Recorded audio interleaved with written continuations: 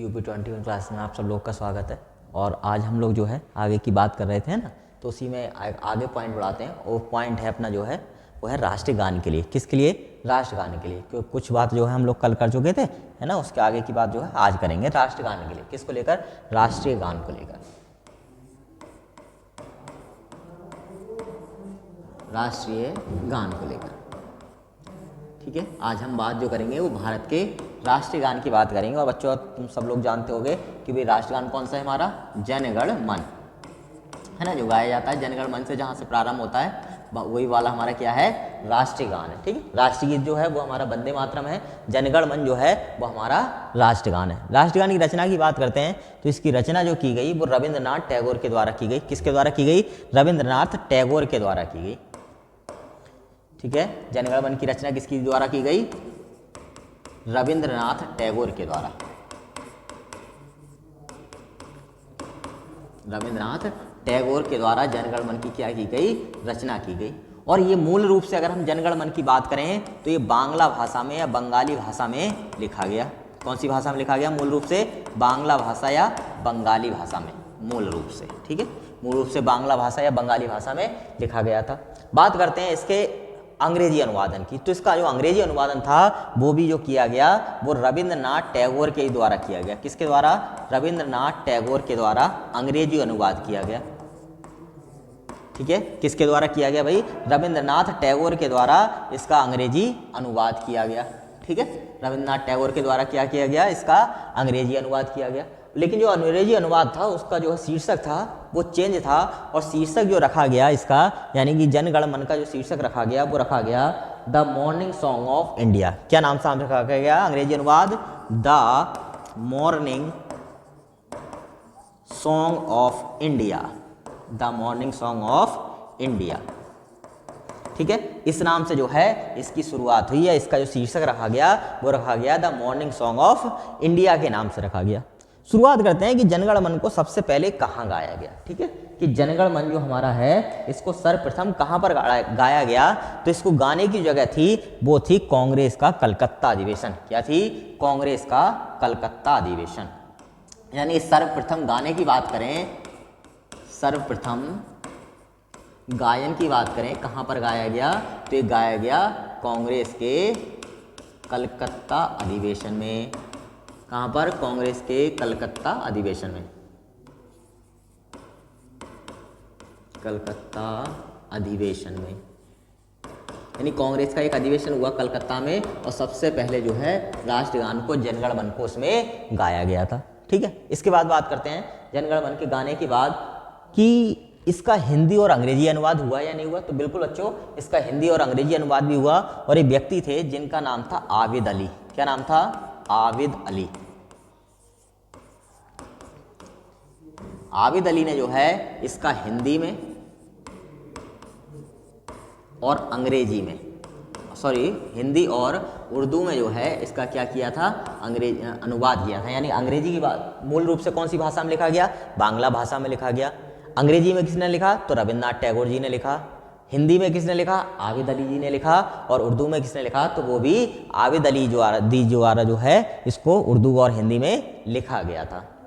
इसके बाद बात करते हैं इसमें कुल कितनी पंक्तियां हैं, ठीक है। तो हमारा जो जनगण मन है, जो हमारा राष्ट्रगान है, उसमें कुल 13 पंक्तियां हैं। कुल पंक्तियों की अगर हम बात करें, कुल पंक्तियां, तो कुल जो पंक्तियां हैं इसमें कुल 13 पंक्तियां हैं। और इन 13 पंक्तियों को गाने के लिए सर्वोत्तम समय माना गया है। इसको गायन का जो समय माना गया है वो माना गया है 52 सेकेंड। कितना माना गया है? गायन का समय 52 सेकेंड माना गया है। लेकिन इसका एक लघु संस्करण है और उस लघु संस्करण को गाने के लिए, यानी लघु रूप में, छोटे रूप में राष्ट्रगान को गाने के लिए भाई कितना समय लिया जाता है? तो लघु रूप के गायन के लिए इसमें लिया जाएगा 20 सेकेंड का समय। कितना समय? 20 सेकेंड का समय। यानी जब छोटा हमें राष्ट्रगान लघु रूप में गाना है तो हमें कितने सेकंड गाना होगा? 20 सेकंड गाना होगा। कितने सेकंड? 20 सेकंड जो है इसका गायन हमको करना होगा। इसकी बात करते हैं कि भाई इसको राष्ट्रगान कब बनाया गया। यानी कि जो है भाई ये तो एक गान था लेकिन उसको राष्ट्रगान की संज्ञा कब दी गई? तो एक डेट है 24 जनवरी 1950 की। कब की है? एक डेट 24 जनवरी 1950 की। 24 जनवरी 1950 की।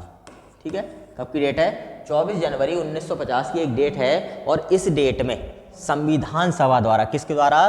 संविधान सभा के द्वारा, संविधान सभा के द्वारा इसको क्या किया गया? राष्ट्रगान का दर्जा दिया गया। ठीक है, क्या किया गया? राष्ट्रगान का दर्जा दिया गया। ठीक है, यानी 24 जनवरी 1950 को जनगण मन को क्या किया गया? राष्ट्रगान का दर्जा दिया गया। इसके बाद करते हैं, आगे की बात करते हैं कुछ। तो अगर हम बात करें राष्ट्रगान के लिए, संविधान सभा ने भाई 24 जनवरी 1950 को अपना ही लिया है ना। अब बात करते हैं प्रकाशित कहाँ पर हुआ सबसे पहले। ठीक है, कहाँ पर प्रकाशित हुआ? तो एक पत्रिका निकलती थी जिसका नाम था तत्वबोधिनी। कौन सी पत्रिका? तत्वबोधिनी पत्रिका। तत्वबोधिनी पत्रिका, बोधिनी पत्रिका। और इस पत्रिका में ही क्या हुआ? इसका प्रकाशन हुआ। क्या हुआ? प्रकाशन हुआ। लेकिन भाई उस समय राष्ट्रगान तो ये बना नहीं था। जब राष्ट्रगान नहीं बना तो किसी ना किसी और शीर्षक से जो क्या हुआ होगा, इसका प्रकाशन हुआ होगा। और जो शीर्षक रखा गया वो था भारत भाग्य विधाता के नाम से। किस नाम से? भारत भाग्य विधाता। भारत भाग्य विधाता। ठीक है, तो भारत भाग्य विधाता के नाम से जो है इस पत्रिका का में जो है राष्ट्रगान को क्या किया गया था? सर्वप्रथम प्रकाशित किया गया था। ठीक है, तत्वबोधिनी पत्रिका में राष्ट्रगान को सर्वप्रथम प्रकाशित किया गया था। इसके बाद बात करते हैं कि भाई क्या राष्ट्रगान के लिए अगर हम लोग उसकी कोई अवहेलना करते हैं या राष्ट्रगान का अपमान करते हैं तो सरकार की तरफ से, कानून की तरफ से कोई पाबंदी लग सकती है क्या, या नहीं लग सकती है? तो बिल्कुल, इसके लिए जो है एक कानून बना हुआ है। यानी हम जो है अगर राष्ट्रगान के प्रति अपमान जताते हैं या उसका अपमान करते हैं, कुछ भी व्यवधान डालते हैं राष्ट्रगान के बीच में, तो उसके लिए कानून बना हुआ है। और उस कानून के प्रावधान से जो है हमें क्या मिल सकती है? सजा के हकदार होंगे हम लोग। क्या होंगे? सजा के पूर्ण रूप से हकदार होंगे, है ना। ऐसा नहीं है भाई तुम लोग जो कोई व्यक्ति राष्ट्रगान गा रहा है, खड़ा हुआ है और तुम उसको अपमानित कर रहे हो, है ना, और राष्ट्रगान में व्यवधान डाल रहे हो, तो कहीं ना कहीं तुम जो है उस सजा के हकदार हो गए। और इस बात को ध्यान में रखते हुए सरकार ने जो है 1971 में, कब? 1971 में एक कानून बनाया। ठीक है, क्या करा? 1971 में एक कानून बनाया जिसके द्वारा अगर हम राष्ट्रगान में किसी भी प्रकार की बाधा डालते हैं, ठीक है, मान लो राष्ट्रगान गाया जा रहा है, तुम कोई बाधा डाल रहे हो, उसका अपमान करते हैं या राष्ट्रगान गाते हुए किसी व्यक्ति को जो है कुछ करते हैं, समस्या उत्पन्न करते हैं जिससे कि राष्ट्रगान के होने में या उसको गाने में कोई समस्या उत्पन्न होती है, तो हम इसके द्वारा जो है सजा के क्या होंगे भाई? हकदार होंगे। ठीक है, इसके द्वारा क्या दी जाएगी? हमको सजा दी जाएगी। ठीक है, तो ये प्रमुख बातें थी जो कि हमारे राष्ट्रगान से संबंधित थी। इसके बाद बात करें कि भाई कहीं ना कहीं कोई ना कोई एक देश तो ऐसा होगा जिसने सबसे पहले राष्ट्रगान गाया होगा। ठीक है भाई, कोई ना कोई देश तो इस वर्ल्ड में, इस दुनिया में रहा होगा जिसने सबसे पहले राष्ट्रगान को गाया होगा, तो वो देश है नीदरलैंड। कौन सा है? यानी सबसे पुराने राष्ट्रगान की बात करें, किसकी? सबसे पुराना राष्ट्रगान,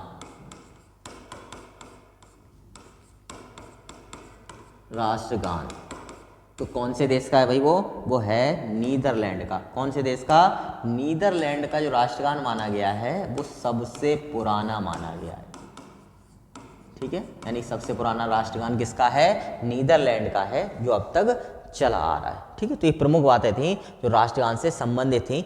और उम्मीद है कि सभी लोगों को जो है वीडियो पसंद आई होगी। सभी लोग लाइक और सब्सक्राइब अवश्य करें और शेयर करें, है ना।